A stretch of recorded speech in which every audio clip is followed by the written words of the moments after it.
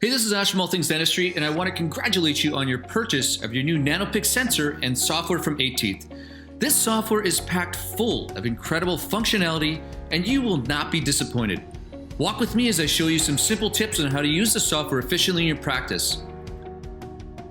Okay, let's get started with installing the software. After connecting the USB key, you can go ahead and click the installation application. You know, this program is super small, and honestly, it's as simple as 1, 2, 3 to install it by yourself. You know, the installation takes only about 3 minutes, and then we're ready to rock. All right, and now we're done. Okay, so here we are. We're into the software. You made it. It's such a great, simple, effective software to use.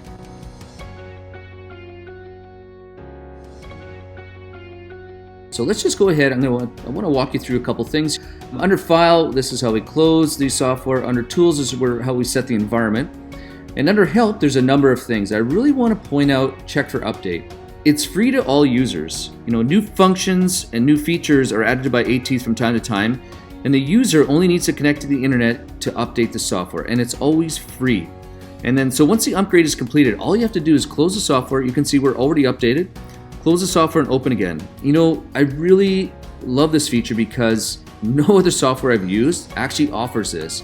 And if they do it, they'll usually do it once, and then the rest of the updates are actually fairly expensive. So let's go ahead and take a look at setting up our settings. There's a few things in here we can take a look at. You know, you can set your language, clinic information. You can see there's my information.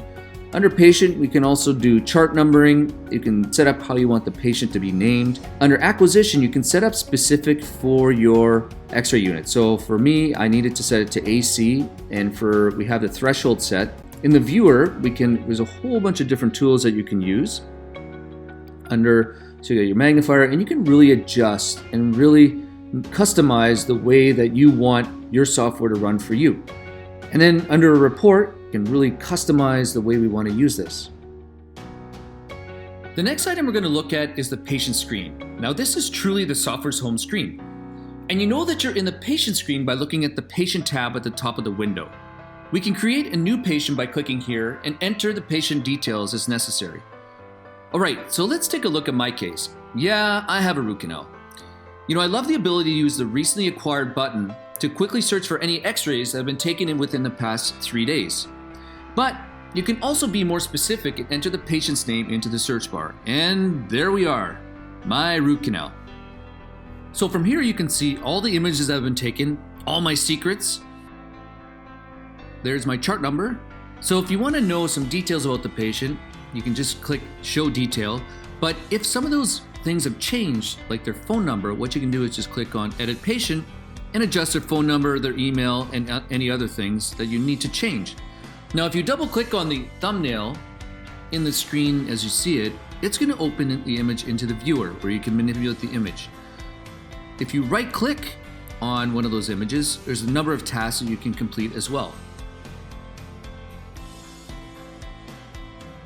Well, let's get into the acquisition screen. So right up front, there's a large image preview where we see our image as it's captured. And on the panel to the right is used to display thumbnails of recent images. Now, we can either use our intraoral sensor or import previous radiographs. We can set up our teeth to be an adult or child. As you can see here, it changes it. And then we can image process using different filters such as endo, perio, restorative. There's a bunch of other buttons. We'll talk about those when we get to the viewer section. Now, we're going to take a radiograph on me, tooth number 26. And you know, the beauty of this program is that it's always ready for an exposure. So you can see here it's waiting and ready. But if you see the blue, it means that your sensor is disconnected and you need to reconnect it. Let's connect up our sensor and take an x-ray on a patient. That'll be me. The software lets you know if you've under or overexposed the sensor by providing you a color code value in the center of the preview screen. And of course, I cone cut the palatal root, so I had to take another one. And the average value is indicating green, so that means that we have the correct setting for the sensor. And all images captured are automatically saved to the database, so you don't have to worry about losing an image.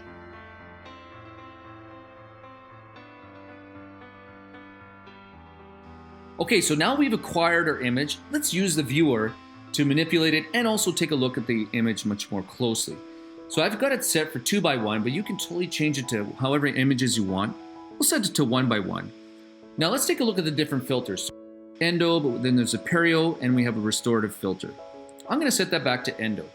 Now I haven't really gotten used to using the smart contrast, but I can tell you the smart sharpen, I love it. As you press it, it increases the sharpness of the image. And for you Facebook posters, you can use your inverse as well to post on Facebook. I'm just kidding. So some of the colorized options are available there, and of course using the brightness and contrast allows you to manipulate the different densities in the image. So I'm going to set that back to normal. So let's take a look above the image of some of the tools that are available. So we can rotate the image, we can flip it vertically and horizontally, we can pan the image around, and I'm going to use another image just to compare. So I double click on the window on the right, and then I double click on one of the thumbnails, and boom, up comes the image. So there's a zoom button, but honestly I just use a 2-finger zoom on my trackpad. I'm going to reset that with the little reset button. You can measure, you can check angles. Look at this MV canal. We're going to check the angle there. I'm going to reset, remove those overlays.